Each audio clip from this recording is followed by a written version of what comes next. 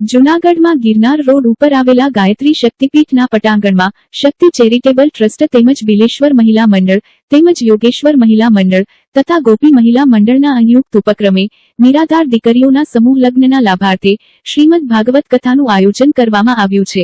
આ ભાગવત કથામાં વ્યાસપીઠ ઉપરથી શાસ્ત્રી પંકજભાઈ જોશી કથાનું રસપાન કરાવી રહ્યા છે અને આ કથાનો મોટી સંખ્યામાં લોકો લાભ લઈ રહ્યા છે। જોઈએ આપણે એમની એક ઝલક।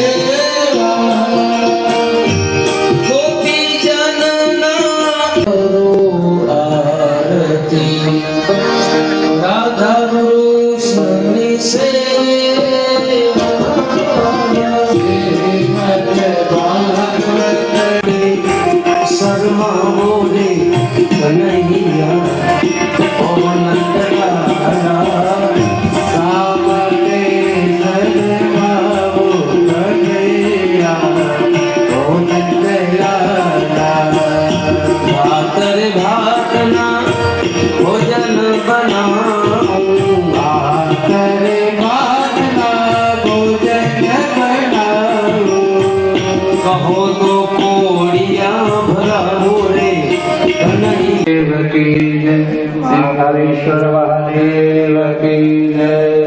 हरि ओम पार्वती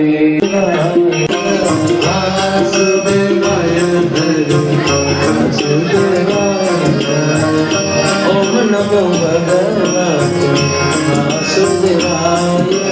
ओम नमो भगवते वासुदेवाय। वासुदेवाय हरि वासुदेवाय। ओम नमो भगवते वासुदेवाय। वासुदेवाय हरि वासुदेवाय। ओम नमो भगवते वासुदेवाय। वासुदेव प्रकाशाय। ओम नमो भगवते वासुदेवाय। જુનાગઢ અને આજુબાજુના જે સમાચારો આપે છે એવા બે ભાઈઓ યુદ્ધમાં સંજયનું પાત્ર બહુ મહત્વનું હતું।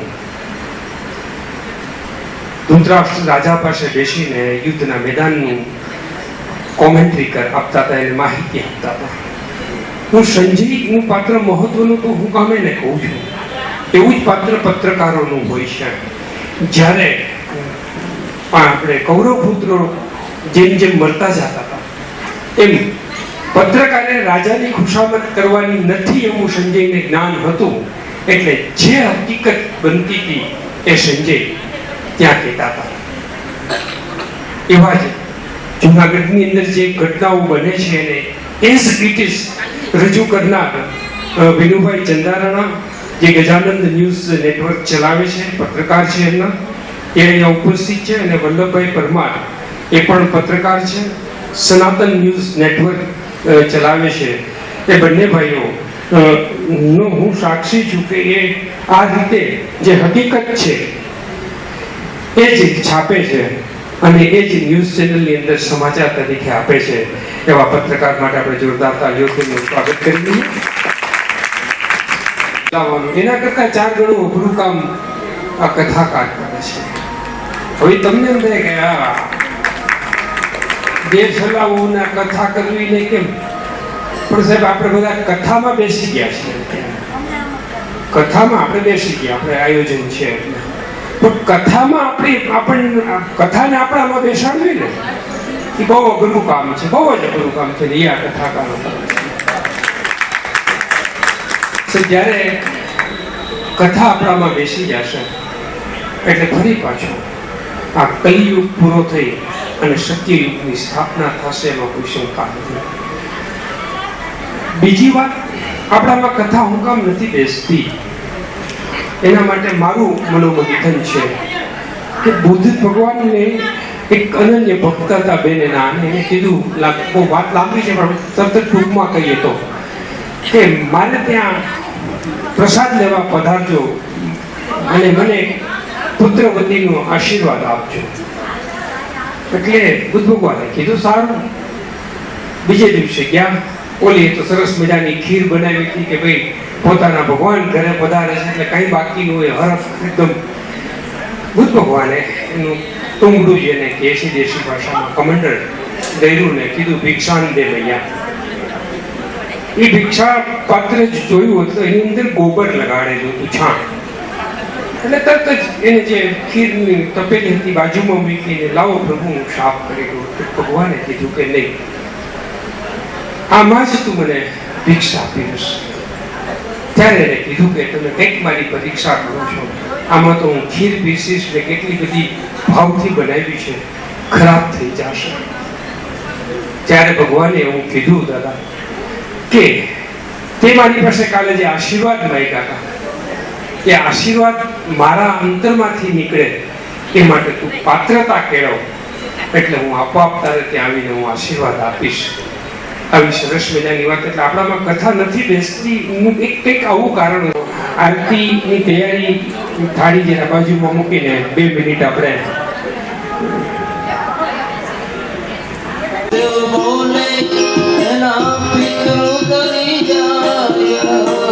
વાસુદેવ બોલે ના પિતૃ જાય. વાસુદેવ પ્રભુ તુલસી જલ પધરાવો રે કનૈયા.